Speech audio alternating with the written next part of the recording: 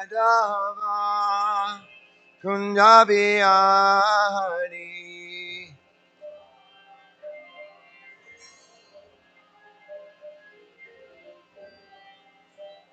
Jayurada Madhava Kunjabiyari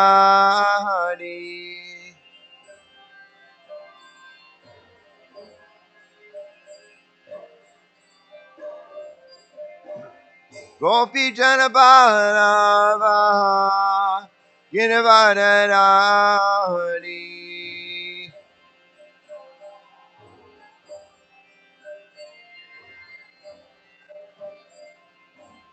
Gopi Janabalava Girivardhari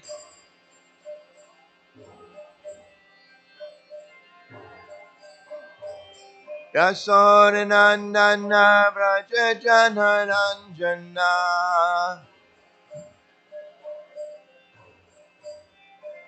Yasodanandana Vrajajanaranjana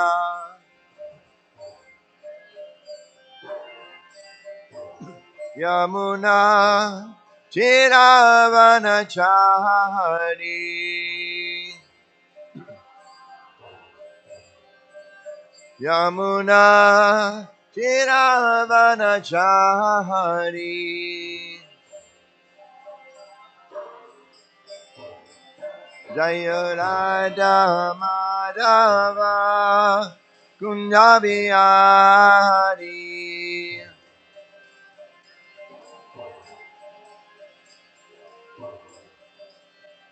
Jaya Radha Madhava Kunjabiyari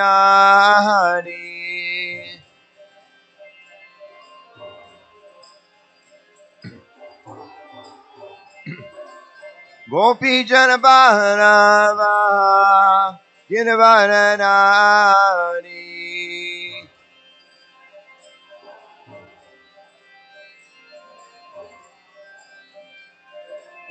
Gopi Janabalava Girivardhari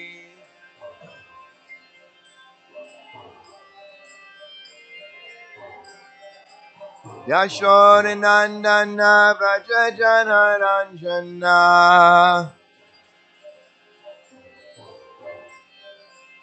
Yashodanandana Vrajajanaranjana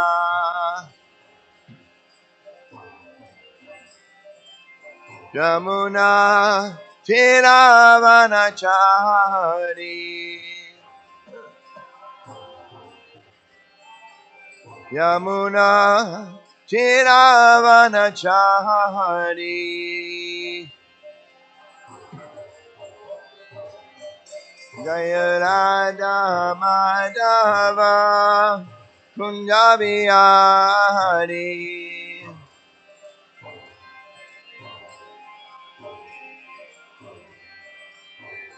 Jaya Radha Madhava Kunjabiyari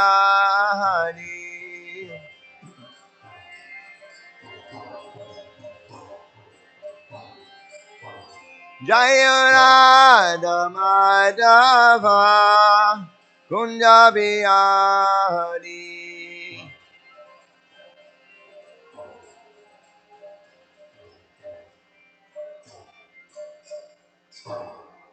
Jaya Vishnu Pad Paramahamsa Parivraj Acharya Astu Tarasada Shri Shriman His Divine Grace Srila Bhakti Vedanta Goswami Maharaj Prabhupada Ki Jai Srila Bhakti Siddhanta Saraswati Goswami Maharaj Prabhupada Ki Jai Nam Tukosi Vaishnava Ki Jai Shri Shri Kishore Kishore Ki Jai Shri Jagannath Shri Baladev Shri Mati Subhadra Maharani Ki Jai Shri Shri Gaunitai Ki Jai Gaura Premanandi all glories to the sum of devotees.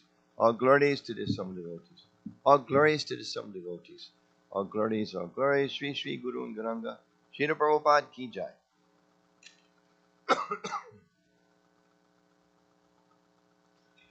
Om Namo Bhagavate Vasudevaya. Om Namo Bhagavate Vasudevaya.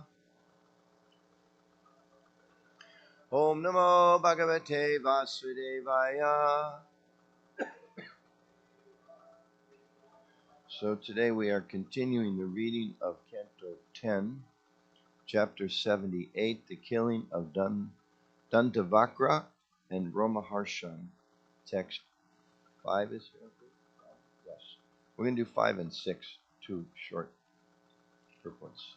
So, Tvam Matuleya Na Krishna Mitra Druk Mam Jagham Sasi Ata Tvam Gadaya Manda Hanishe Rajakalpaya Tam Tvamatule Yo Na Krishna Mitradrun Mam Jigham Sasi Atastvam Gadaya Manda Hanishe Vrajakalpaya Tvamatuleyo na Krishna Mitradrun Mam Jighamsasi Atastvam Gadaya Manda Hanishe Vrajakalpaya Tvamatuleyo na Krishna Mitradrun Mam Jighamsasi Atastvam Gandaya Manda Hanishe Vrajakalpaya.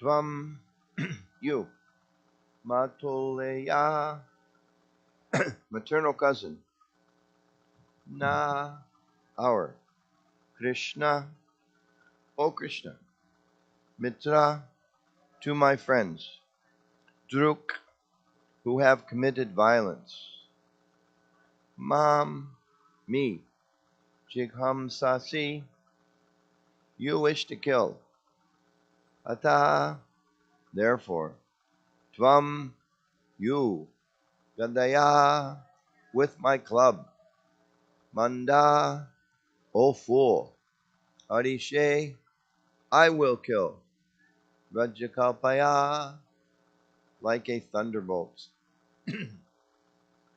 One other foolish demon about to bite the dust, as they say. So, translation. You are our maternal cousin, Krishna, but you committed violence against my friends, and now you want to kill me also.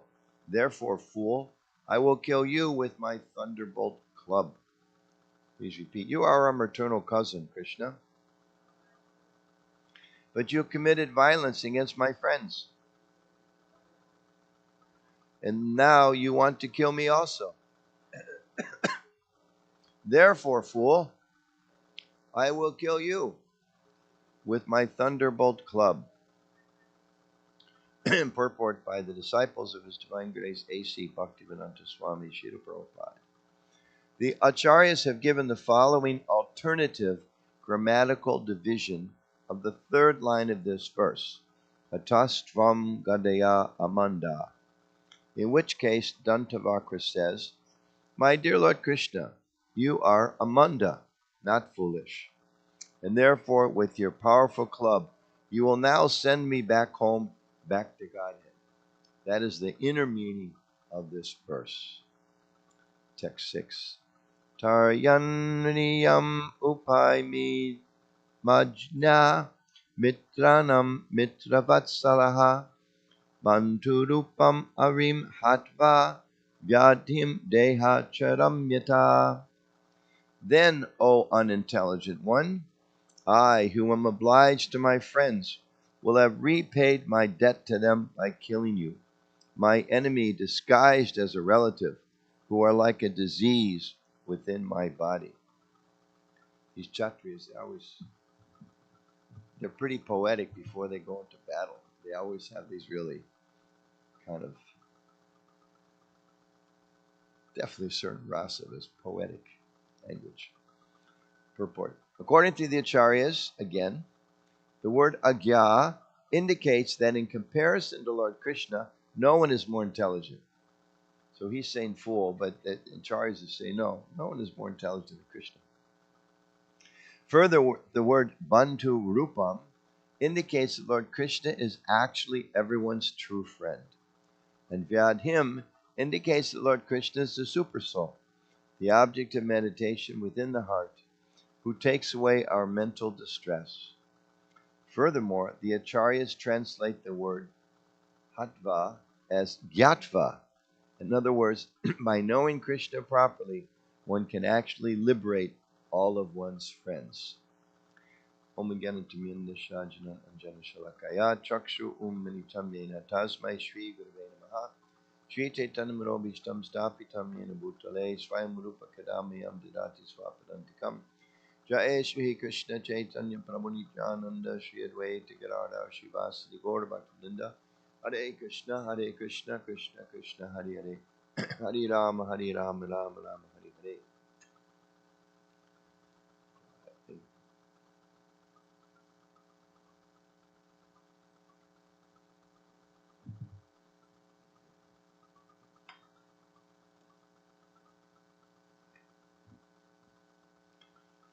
So we're continuing this story. Last chapter, Shalva, leading into, would say bleeding into, right? They're bleeding into, there's definitely the blood of the demons. So one sense it's flowing here.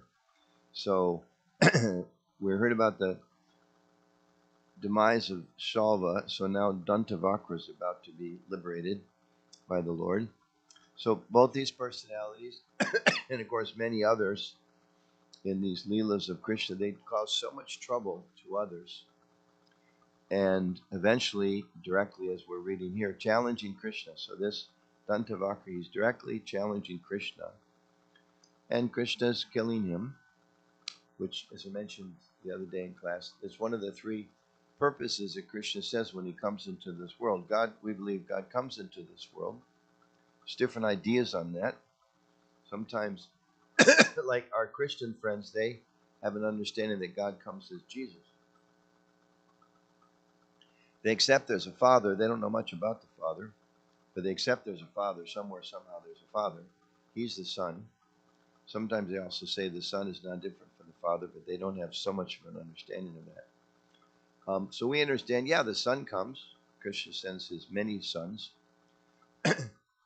He himself also sometimes comes. And he sends in the Bhagavad Gita has these three purposes: to deliver the devotees, to reestablish religious principles, and to annihilate the demons. So here we are again reading about Krishna's Leela of annihilating the demons. So in the modern day, generally people, they kind of like these ideas of non-violence. There shouldn't be violence. Everybody should live peacefully. And at the same time, it's a more violent culture. It's such a violent culture. Um, it's interesting. Like now, like they're getting ready for the political elections, so they have one party that says uh, no guns. We should minimize this simplify a little bit. No guns, but at the same time, in the name of making sure women have freedom, it's legally allowed to kill your unborn child. No moral content on that, but just comment on that, but just that kind of violence is okay. The other party says, no, absolutely, you shouldn't kill the child in the womb, but we should have guns like crazy. Everybody needs guns because how else are you going to protect yourself? But you look statistically, wherever there's a lot of guns, I mean, like the suicide rate is so high amongst families that have guns because it's not uncommon, people become depressed. Everybody almost goes through some people more than others. But if there's a gun in the house with bullets in the house and you're a little unhappy for a day or a week or a month, well, why not? Okay, that's just there in the drawer. And so many things, children playing with the guns and they kill themselves, and brothers killing their sisters, and students get upset and grab the gun and take it to the office. So people, they'll say, yeah, we have to get rid of violence, but it's such a violent culture. So when we read these stories of Krishna, we understand, yeah, sometimes even the Lord himself uses violence, just like if there's some Chaitanya Prabhu came back from the Russian speaking program last night. He was telling me a few of the histories of having to violently intervene with people that sometimes, come to the temple that are a little crazy or this or that. And so sometimes, just like if there's some problem, if there's some difficulty, you want to call the police, right? If somebody, if you're walking on the street at night and there's some dangerous situation, and then the police drive by, you feel peaceful because they're there to guard. So in the same way, Krishna, part of his role as the Supreme Lord is he sets up systems to minimize the violence and the crime and protect the citizens. Governments are supposed to do that as his representative ultimately. But he also himself sometimes comes. So therefore, all these leads about Krishna killing all these different demons. And I was seeing last night, I got a ride with, is it Tatrini Mataji and her son Govinda? Tatrini Radhika? Tarini Radhika. So her son is 11 years old, Govinda. So he was showing me on his phone some different, like, I asked him, what do you like? And he was saying, yeah, I like all these different, and he showed me a bunch of, he used the term mythological creatures, and how in Japanese culture they have all these different creatures. So I asked him, I said, yeah, they're okay, but do you know about Trinavarta? He's like, yeah, I think so. Is he the wind demon? I said, yeah, look him up. So we looked up Trinavarta. They said, what about the big snake demon? Oh, yeah, that one's really cool. So then he looked up the big snake demon. And then what about the Bakasur? Oh, yeah, Bakasur. And then so his mind, young boy, he's interested in all these mythological, good guys fight the bad guys. His mind was drawn to Krishna. Because, whatever mythological figures they come up with, none of them compare to the kind of demons that Krishna kills. You know, that a big wind demon comes like a tornado and picks up a baby and starts to fly away, and the baby grabs him by the throat and finishes him. That's pretty. If you like that kind of stuff, that's pretty amazing, right? And if you like, you think like all of these whatever movies and things they make, none of them compare to the Leela of Krishna. None of them at all compare to the amazing Leela. So that's one side of this. And then the other side is we understand, we're reading about how Krishna appeared, and we also understand, people may say, well, how's this relevant to this age? Well, it's very relevant to this age for a lot of reasons. One of them being Krishna himself came again as Lord Chaitanya just 500 years ago or so. So people can ask, well, okay, so what we should look and see what did he do? What was his mood? He's the Lord. He's the example. He's the ultimate acharya. The Supreme Lord is the ultimate acharya. So what did he do? He had a different mood in this age. I remember one point in time, some devotees were talking with Prabhupada and said, I want to be a Kshatriya. And Prabhupada said, well, actually, my move is not for Kshatriyas. My move is for making Brahmanas, making people who teach. And of course, sometimes we need people who have kind of Kshatriya propensities. That's fine. You can also use that for good purposes. But particularly in this age, Lord Chaitanya came, and as we see, he's not fighting. Like when you see Parshuram, he's always carrying a club, right? When you see Lord Varaha, he's always like saving the earth. You see different incarnations of the Lord. What's Lord Chaitanya doing? He's just, not just, but he's dancing and he's singing and he's inviting everyone to come and take part in his Leela. And we understand that Lord Chaitanya, in Mayapur, even in Navadvip, even they were having their wonderful kirtans with devotees, but then it kind of spilled out into the street. And he specifically welcomed and described in the Chaitanya Charitamrita that he broke open the storehouse of love of God. That was his mission. He broke open, and it's our mission. He broke open the storehouse of love of God. And it describes in Chaitanya Charitamrita, he did not discriminate who was a fit and who was an unfit candidate. So in previous ages, Krishna comes to kill the demons, but like in that pastime with Jagai, right? Jagai and Madai, when they literally attacked Lord Nityananda, and Lord Chaitanya came very angry, called the Sudarshan Chakra, showing his true nature or his identical nature with Krishna, and was ready to like chop off the head. Lord Nityananda said, no, that's not our mission. Please don't kill them. You kill them, you got to kill everybody. They're all demoniac people in this age. They're all engaging in demonic activities. So therefore it's described, Lord Chaitanya, he came not to destroy the demons, as Krishna is doing here, but they came to destroy the demoniac mentality. So it achieves the same purpose, but it's a different way of doing that. And we're very fortunate because if Krishna just came to kill the demons, we'd probably all be dead now. But Lord Chaitanya comes to change the demoniac mentality. So even though we may have some degree of demoniac mentality in our rebelliousness towards Krishna, or our attraction towards his sinful things, or our harm that we cause other living entities, Lord Chaitanya instead comes, and his representative, Srila Prabhupada, and devotees representing him, they come to uplift us. So it's interesting to see how in these two verses, we get a sense of the difference of the demoniac mentality and the devotional mentality. In these commentaries, where it's explaining how the acharyas see these words and how they transform them. So Dantavakra is saying, Krishna, you're just a fool. Now you killed all my friends, therefore I will kill you. But the acharyas say, well, that's actually not what he said. He's actually glorifying Krishna, and we have to see things like that. And in the next verse also, similar interpretation.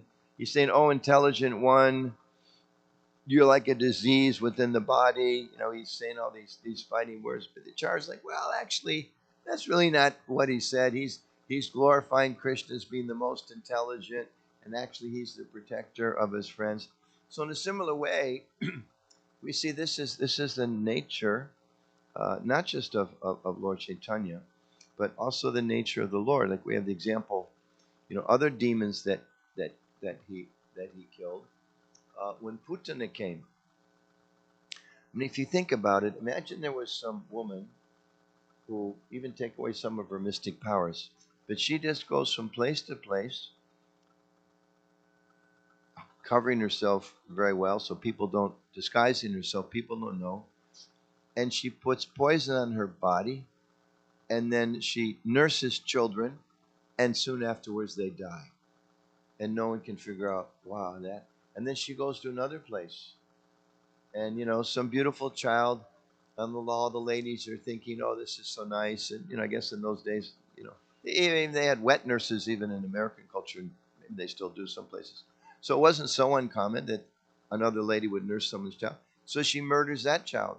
And then she goes another place and murders another child. Imagine if there was some, you hear on the news or something about, there's some woman in Chicago, they finally caught her.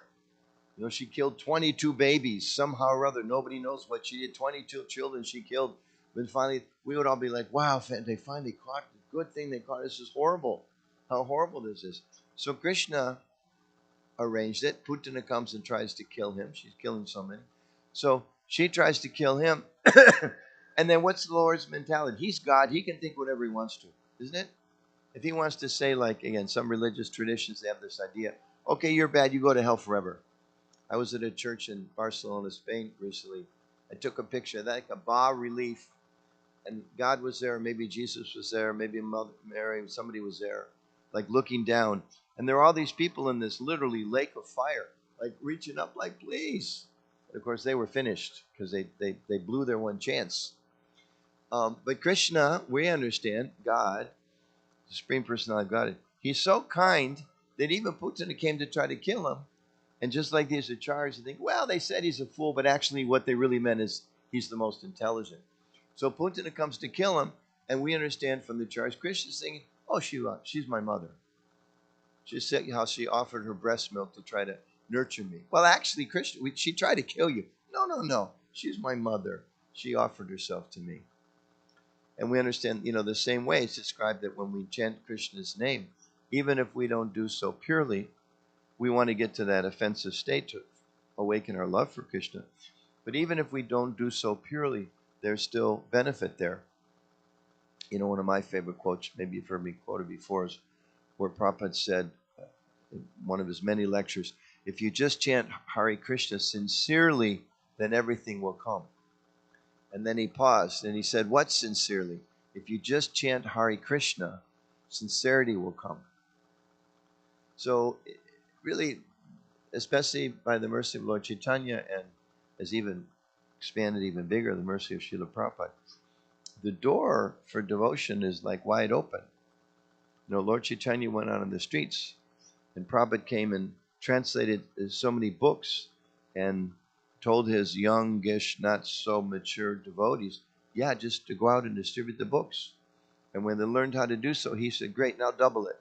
Now double it. Now double it. Because he was so kind and so compassionate. So it's described in the Bhagavad Gita that this world, third chapter, Prabhupada explains in purport, that this entire creation has two purposes. One is to allow the conditioned souls to act out these desires that we have, trying to be happy in this world. And as we read the other day, Sunday Feast lecture, by the nature of things, people become perplexed. I'm thinking this will make me happy, but it doesn't. I'm thinking this will make me secure, but it doesn't. I'm thinking this will be a permanent relationship, but it's not. I'm thinking this will give me some shelter, but it didn't work.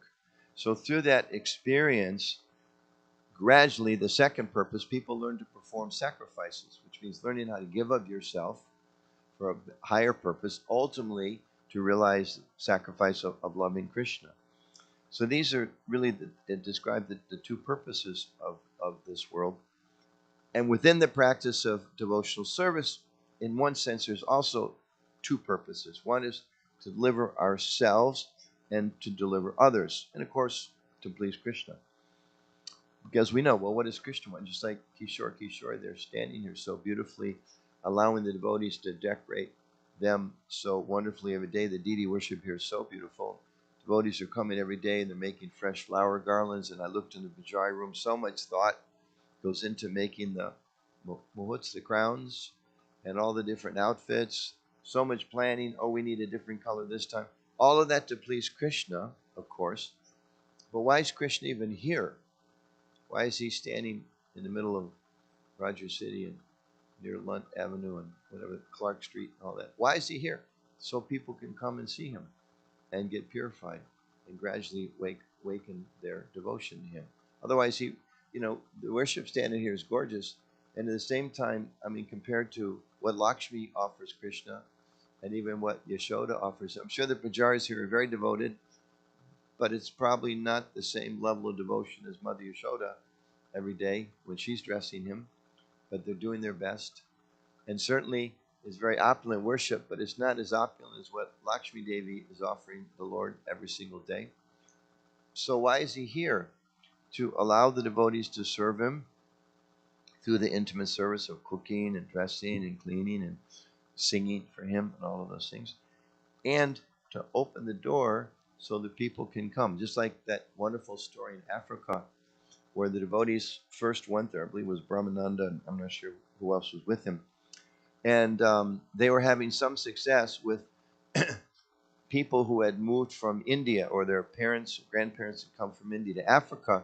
They were naturally appreciative of some Vaishnava sannyasis in their country. But Prabhupada came, he was not happy. He said, well, you're preaching to Indian people, but this is Africa. I sent you to Africa. Why aren't you preaching to the African people? So then he told them, you go rent a place. And I think there was actually a Hindu temple or some Hindu social thing that was kind of in the black part of town. He told him, you go there, we'll do a program. So, as the history is told, there was nobody there. He told them, open the doors, start a kirtan, and then within a few minutes, the room was flooded with people. So that was Lord Chaitanya's mood. It was Prabhupada's mood. Should be our mood. Open the doors, allow everyone to come in. Of course, for security reasons, sometimes you have to have different kind of practical applications of that. But the mood, Prabhupada told us that as devotees, we should understand Krishna is so kind, he accepts Putana, who offered an attempt to kill him, Dantavakra, an attempt to kill him, Shalva, an attempt to kill him. Still, Krishna gives them mercy. Why? Because the whole purpose of this world is to help us act out these desires, to realize they don't actually make me happy, so they can't satisfy me, and again to turn our minds towards Krishna. So when we start to realize that, and we do so, then we understand how much we're dependent, just like we were all recited this morning, just a few minutes ago, about our appreciation of Srila Prabhupada, of our respectful base of lotus feet of the spiritual master, right, who's opened my eyes and by whose mercy we understand in Krishna. So we also understand we're supposed to become Krishna conscious but give it to others. And Prabhupada actually said the debt we owe the Guru and the previous acharyas, he writes in the Bhagavatam, I believe the fourth canto, says you can't repay that debt. We have such a big debt. Just like April comes around, most of us owe the government some money.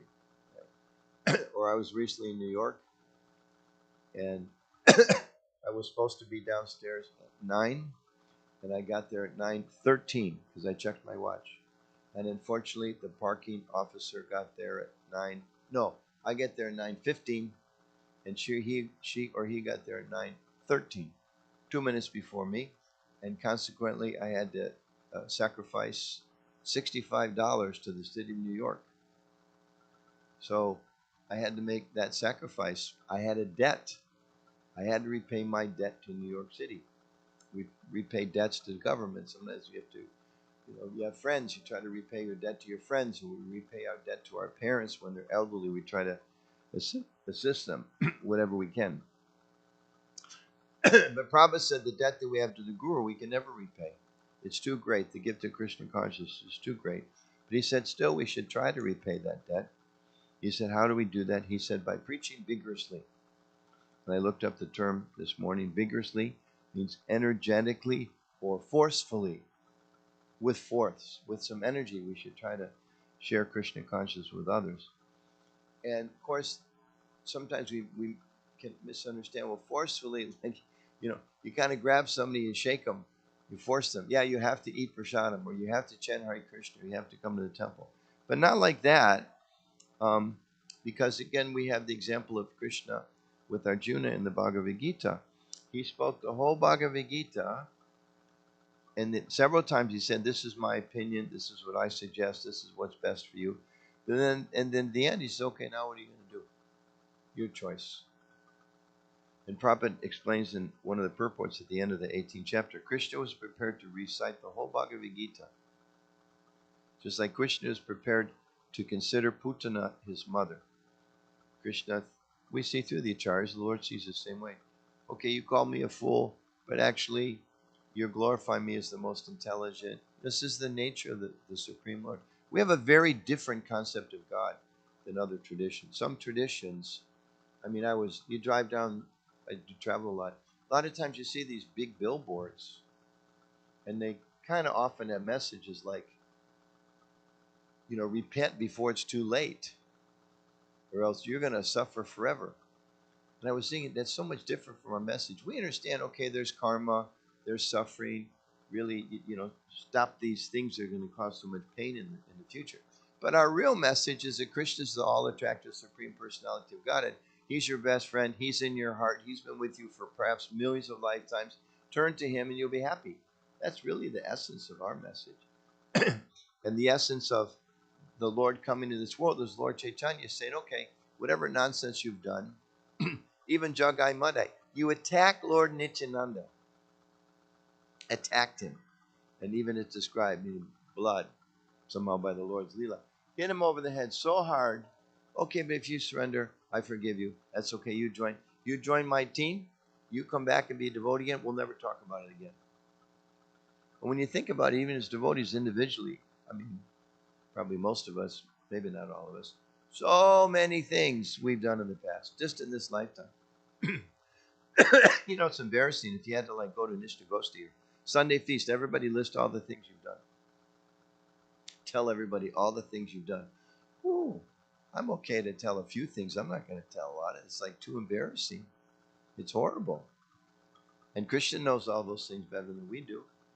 And if he was a vengeful God, right, there was some early American writer, considered one of the first like great writers of America. He wrote something about the angry and vengeful God. That was the name of one of his pieces. But that's not our understanding of Krishna. He's not angry and he's not vengeful. And he doesn't force us, but he gives us the choice. So in Krishna consciousness, we're trying to learn how we can use our choice in the proper way, how we can draw ourselves back to Krishna, even though we're distracted by so many things. And Arjuna even says to Krishna, I don't think it's possible. My mind is too wild. You're telling me to control the mind. It's like trying to control the wind. How am I possibly going to do that? And Krishna says, no, it is possible by, it's translated some different ways, constant practice and detachment. That's the translation I learned. By continuing to endeavor. He said you can become fixed by the process of bhakti. And Prabhupada writes in some of his purports, he says, we're very grateful to Narada Muni, who's kindly appeared on these pages. In the same way, Lord Krishna, who's kindly appeared on these pages, the gopis who kindly appeared on these pages. I mean, imagine, it's just like, you have to think about, like, what kind of person is this? Like, the Lord has his most exalted pastimes with the gopis, and they're dancing. It's their conjugal relationship, and I certainly can't understand it. But still, Prabhupada says, okay, all of you young people who a few days ago or weeks ago or maybe months ago were having illicit sex, intoxication, killing animals, and possibly gambling, now you've come, now you take this Christian book and you approach people who are completely absorbed in those same horrific sinful activities, and you give them a Christian book so they can read about Krishna and the gopis. What? You know? What? And we know in previous ages it's described, you know, you meditate for thousands of years, you understand the impersonal nature of God. There's so many religious traditions in the world today that you can't talk about God the person. It's an offense. Don't even come close to that because you're going to offend him. How can you think that God's a person? But Lord Chaitanya is like, okay, commit offenses, just somehow take a Krishna consciousness. You chant my name offensively, that's okay. Just start. Somehow or other start. I remember years and years and years ago at the airport, we had devotee, Mother Nidras, very saintly devotee. She's still there. She still goes out and distributes books very regularly.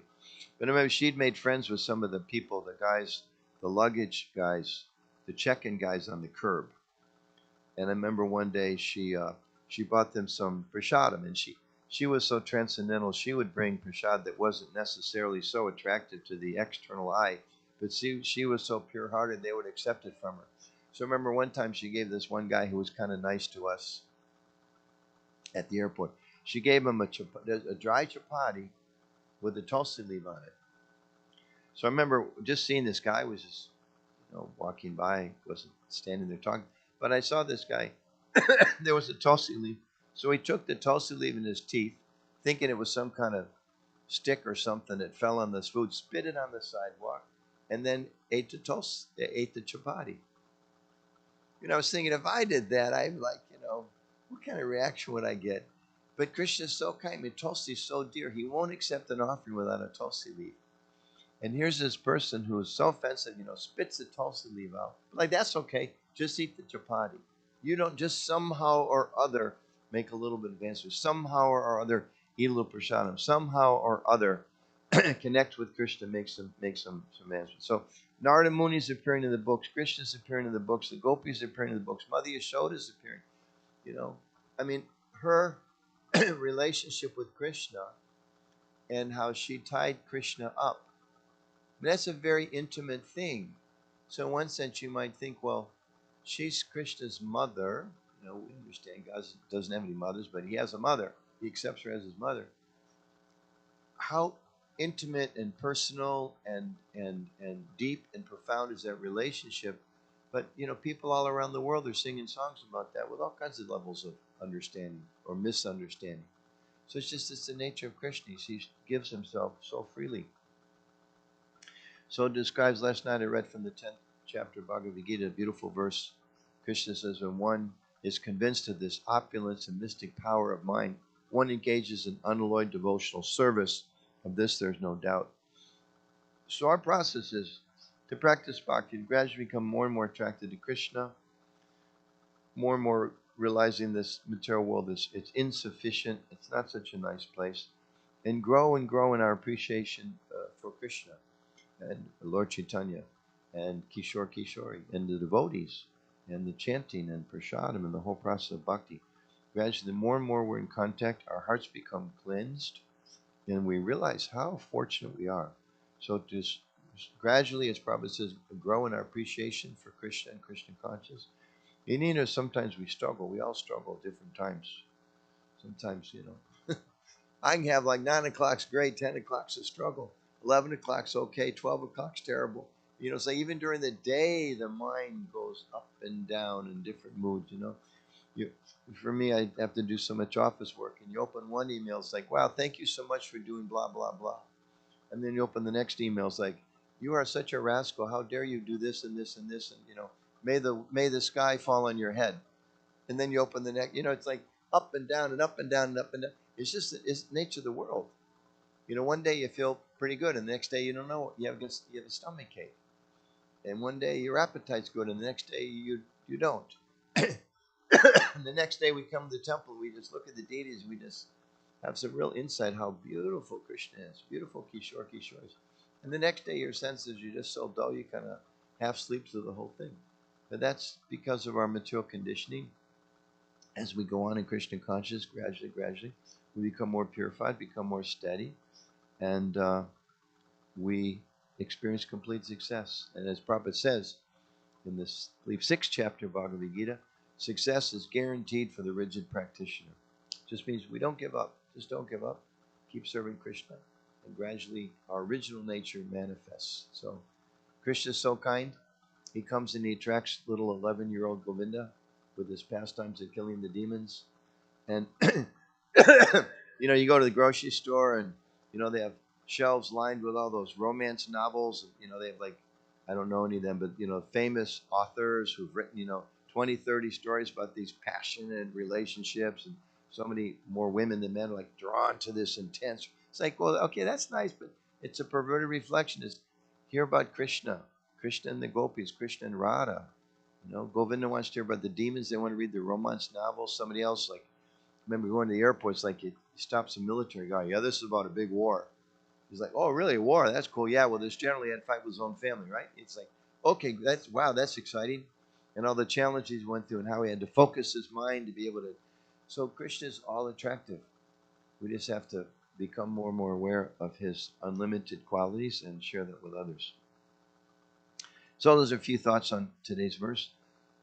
This afternoon I go to Naperville for a few days and then back to Washington. So I just want to thank the devotees here in the temple, and if anybody's hearing online, thank you for allowing me to come here and having your association. And I apologize I couldn't stop all of my, because I'm on the East Coast and there's all these meetings that start at 3 o'clock India time, which means which means like 5:30.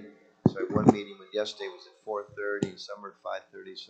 So I wasn't able to be here for the whole morning program.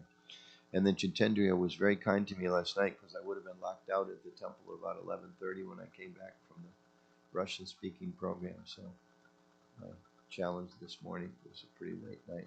So questions or comments? Anybody has it all? Yes, above Prabhu. Thank you, Anutama Prabhu. It's always wonderful to have you here, and we're looking forward for the next time. Thank you. I have two questions that I thought.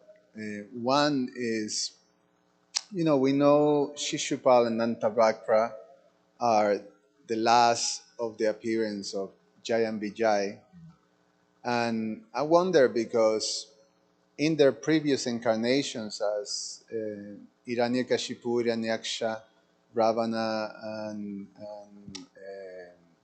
Kumbhakarna, they were the main, most powerful demons in the universe. Yeah. And they were the dominant. This time they're not so And big, the last right? time, this time with Krishna, who is Swayam Bhagavan, Yeah. they have this very sort of secondary demon type of thing. Kamsa, Jarasandha, these are all the main big guys who are creating great havoc. These ones you don't hear much about. I wonder, And if you ever come just a across. few verses. Dantavak was done in Well, these. even the damage that they made, I mean, you hear about Kamsa, the havoc that he creates, and Jarasandha, it's like, but these two, even Dantavakra, you hardly hear about Dantavakra just at the end. So, have you come across with anything throughout your explaining how they landed being secondary demons in this time, the third time?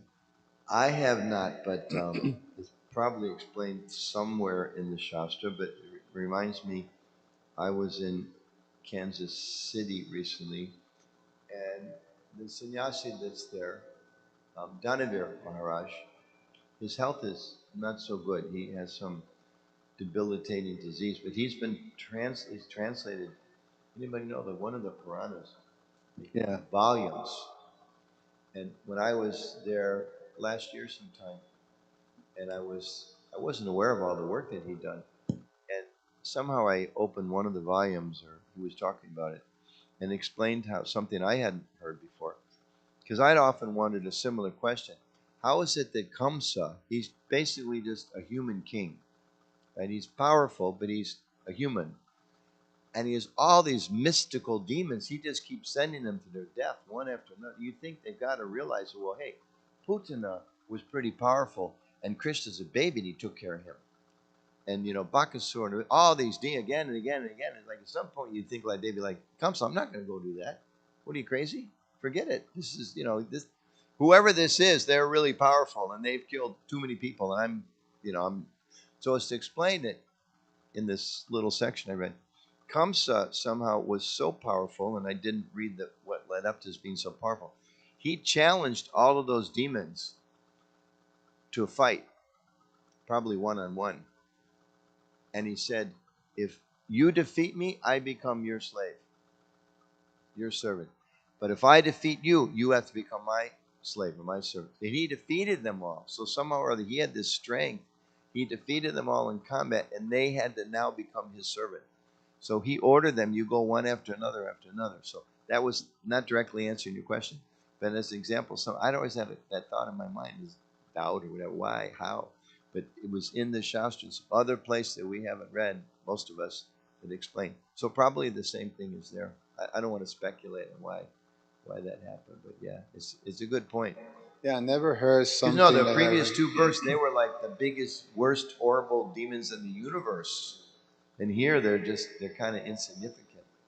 Yes, I mean, maybe it was just the other demons were jealous. We want a bigger role this time. yes. I don't know. The second question I have is this sort of um, have this very broad capacity of using language, and especially with our acharyas.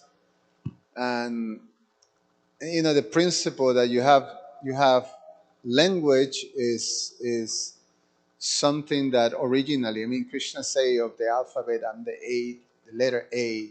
So you know that even the alphabet is also a manifestation of Krishna's vibhutis. So everything have to be used for the glorification of Krishna, ultimately. But the capacity that the acharyas have to be able to see everything, even the use of foul language as a means of glorification.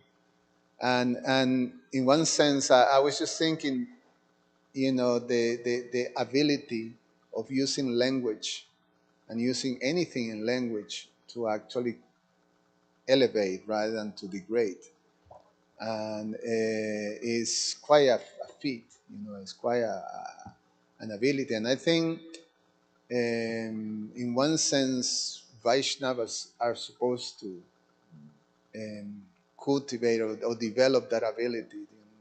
You're supposed to be poetic, like you mentioned, even It's one of the 26 qualities, right? yeah, Poetic. you have to have this capacity of communication very, very powerfully. And so you are the communication leader of our society. By default. So You know those stories when everybody's lined up and they ask for volunteers and everybody steps back except the one fool that isn't quick enough? So it looks like he's stepping in front of the line.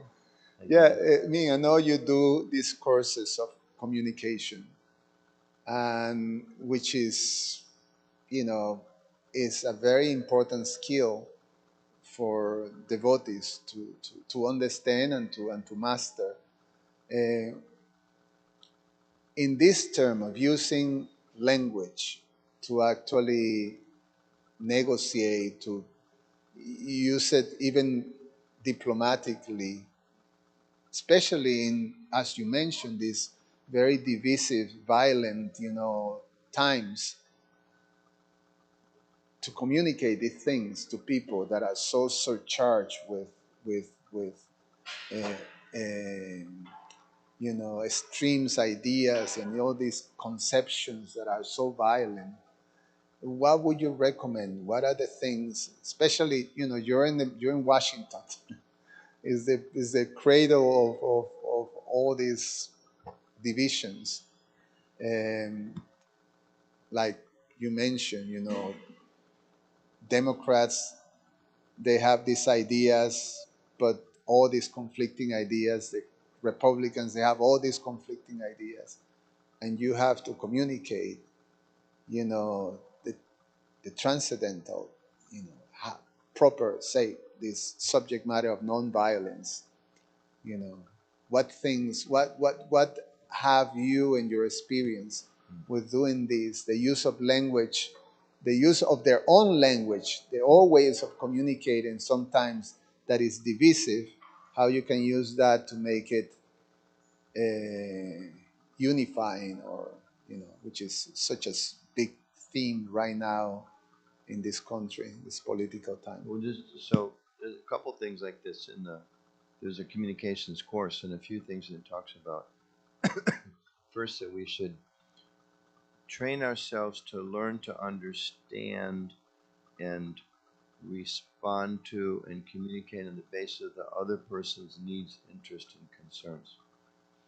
We all tend to kind of go through the world thinking what's important to me, what's interesting to me, what's of value to me, and I want to talk about that. So, the classic example of, not to pick on any ashram, but let's say a brahmachari is asked to give a class. So he goes and he prepares a class about renunciation because he's really into renunciation. He's inspired up to talk about how we all have to renounce this world. It's a terrible place and just give it up, and he's learned all the verses about renunciation. And then he goes to give the class. Nobody told him ahead of time who he's speaking to.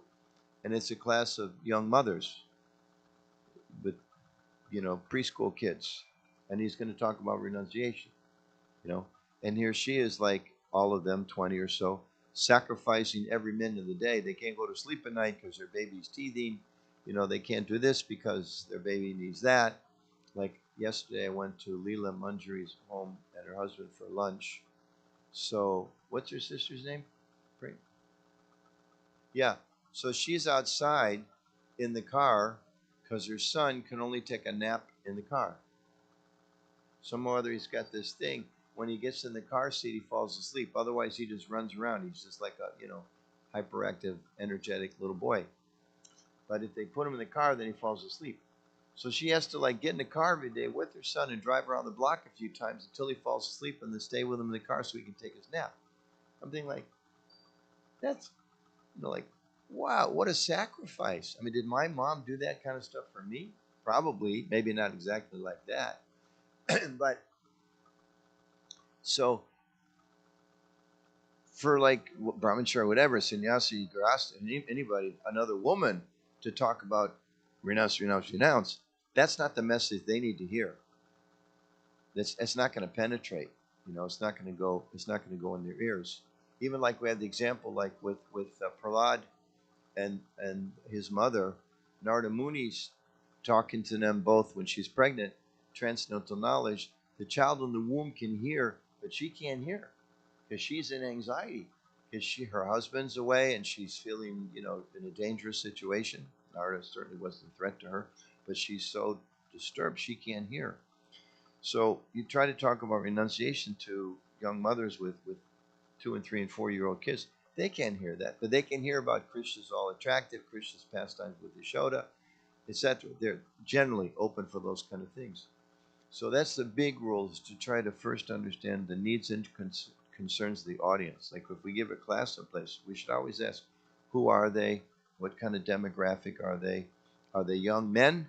We're going to speak differently to young men than old men. Are they new immigrants to the country? Are they, college professors? Are they Catholic priests? Are they neighbors? Generally, what kind of demographic? Is the Sunday feast lecture? Are these all regulars that are coming, like that? So we understand their needs. So that's the first and most important thing. And of course, in the Gita describes our language. Right? We should speak words that are pleasing, not disturbing others' minds. So those are, I think, probably the most important thing. And then, as Prabhupada described, we should fan the spark of Krishna. Two things: we should fan the spark of Krishna consciousness wherever we see it. Someone's a little bit.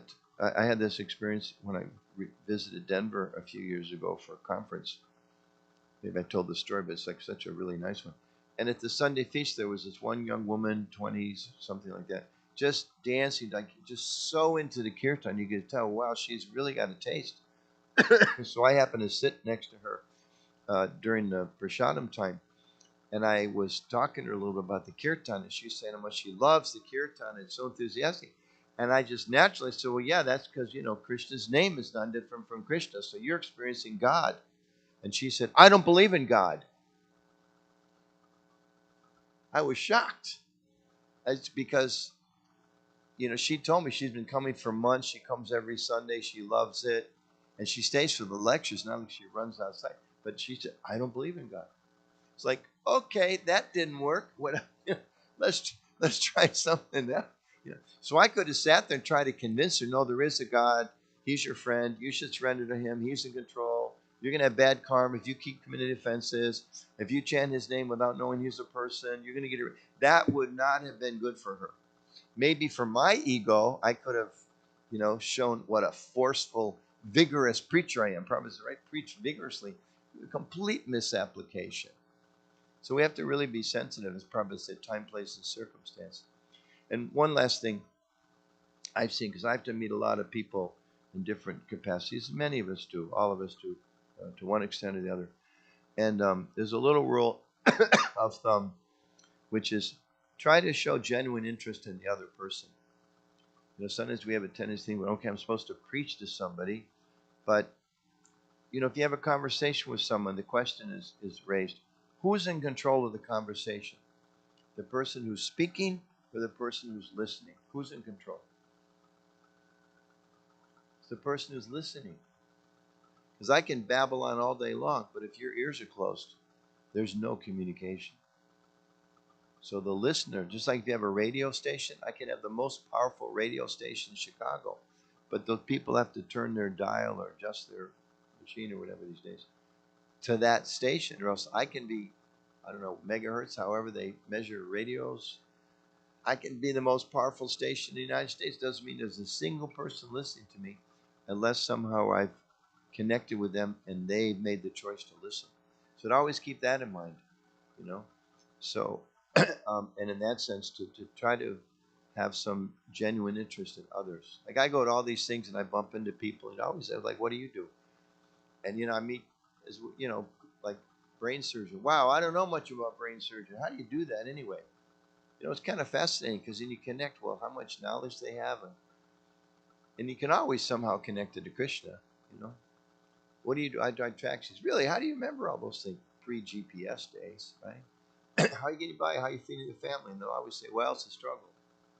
It always somehow ends up being connected to Krishna. Not that you turn it all around. Well, you should surrender to God to be a happier taxi driver. They may not be ready for that. But it's a genuine interest in others. Keep in mind what are their needs, interests, and concerns. And time, place, and circumstance. Understanding the audience. Those are, I would suggest. Is that okay? Those are some general principles to help us. Jitendra Prabhu.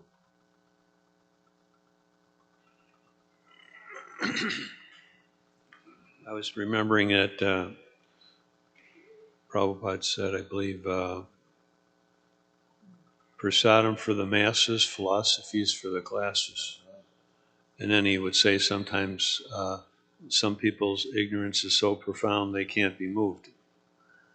Like I gave my father a Bhagavad Gita, and then I asked him, a while later, how did he like it? And he said, I didn't understand a word of it, neither do you. So thanks for the encouragement, so I had to kind of... That's a classic. Remember that one. I didn't understand a word of it, and neither did you. Yeah. Thanks for the encouragement. He's a 50s dad. Your dad. Thank you. Yeah. My father, when I first became a devotee, I got a manila envelope in the mail one day, and I opened it up, and it was a Time magazine. And he had written on that, there was no note, no letter, nothing, just addressed to me, and on the inside it said, come back to the real world. Because that was his perception of reality. So how are you going to argue with that? That's his perception of reality. But just to finish, go ahead. I remember they presented Srila Prabhupada Time magazine, and he said, very nicely done, but Maya, and then he said, please give me the Bhavatam.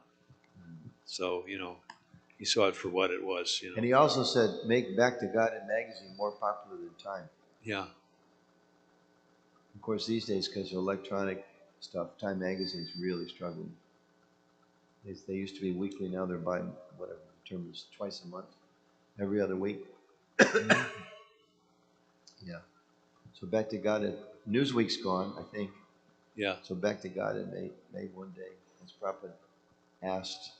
We had a picture of the devotees of July 1982. Remember U.S. News and World Report? Yes. They were on the. I have that. There's three big ones: Time, Newsweek, and U.S. News and World Report. Yeah. I have that one with the devotees on the cover of the U.S. News and World Report. Really? I don't think I've ever seen it. I'll try to. Yeah, if you have, I don't know. Like, take a picture. I'm supposed to get a ride at 3. If you find it, you can take a picture. Okay. I'd like to see that.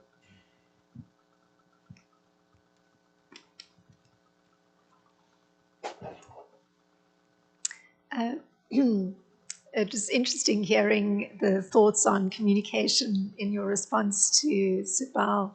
And during the course of the class, you brought up, kind of marveling at the chivalrous communication on the part of Dantavakra to Krishna.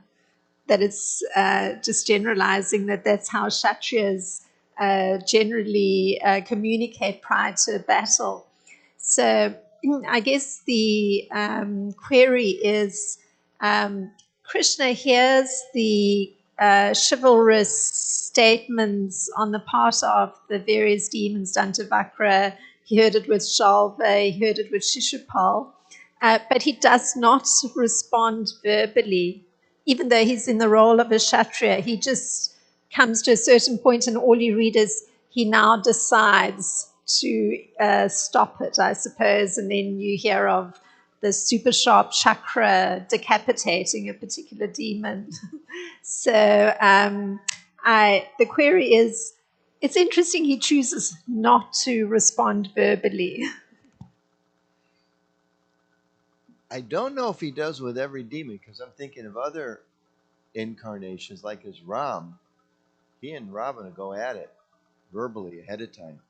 And Varaha, I mean, I remember I must have been in a play with Lord Varaha years and years ago, because there's that one quote of Hiranyaksha says, "Oh, amphibious beast." Such a great line. and then I think Lord Varaha, I think they get into it. So definitely with Ram and Ravan, they go back and forth a few times. So I'd have to look, but you're right. Definitely certain cases, Krishna's like, I don't need this. Just dispatch this one. Yeah. Do you have any comments on that? Why, at least in some cases, Krishna, we have to go back and look and see, but you've obviously studied it. So Krishna seems it's like, okay, enough of this nonsense. Yeah. Yeah, and Prabhupada, like you can see Lord Chaitanya's mood, his representative Prabhupada. Sometimes people just talk so much nonsense. But what was Prabhupada's standard response when it was real nonsense being spoken? He'd pick up the kartals and start the kirtan, isn't it? He wouldn't say throw them out. He wouldn't say, sometimes he would say, there was one funny story. Some young woman, girl, probably you say girl, probably teens or 20s. She came to see Prabhupada, and Prabhupada was sitting with, I don't remember, with devotee, must have been early days, was sitting like going over the bookkeeping with them. How much did you spend on flour? How much did you spend on this, rice, and blah, blah. And she came in and she sat for a while, and then I think she started to get up, and where are you going? And she said, well, I came here to understand God, and you're talking about these ordinary things, something like that. And then Prabhupada's response was, he said, you come to the right place, sit down. Like, sit down and wait. We're going over the county, but then we're going to talk about these things that, because in her mind, hey, you're thinking about money. That's not spiritual. But of course, Prabhupada's helping to manage the temple so we can get people Krishna. Prabhupada said, you come to the right place, sit down. Yeah. Anything else? Any other comments or questions? Okay. Just like on the cover of this book. It's beautiful. Rukmini and Krishna are there. Bathed in the feet of their devotee. How is that possible? Made for the Lord. Yes, please. One last word of wisdom. My Guru Maharaj sent me a picture of Times Square for few moments. Yeah, Prabhupada's picture. Prabhupada's picture that says, and then it says, "You're not the body, Hare Krishna." I don't Times Square. We know who did that yet. Yes, she was some devotee from Kazakhstan that is part of a group of devotees in Kazakhstan.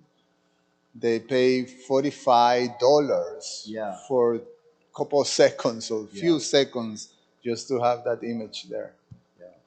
Yeah, I saw it. I was thinking this must be, AI generated or something. And another devotee, that, like in one of my WhatsApp groups, wrote back and said, no, it's only $40 and anybody can do it. But then they said, generally they don't allow religious messages. So somehow they snuck that in. Yeah. It's like big, right? Like Times Square, it's what, 10, 15 stories high? Prabhupada's picture, that one picture, Prabhupada kind of had his chin up.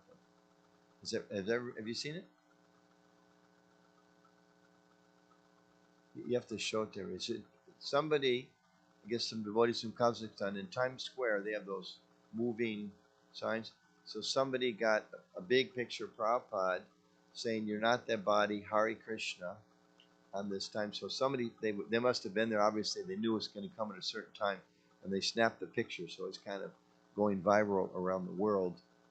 Uh, no, just no, just recently. Yeah, yeah, kind of nice. Well, you probably can. You have to look into it, see how to do it.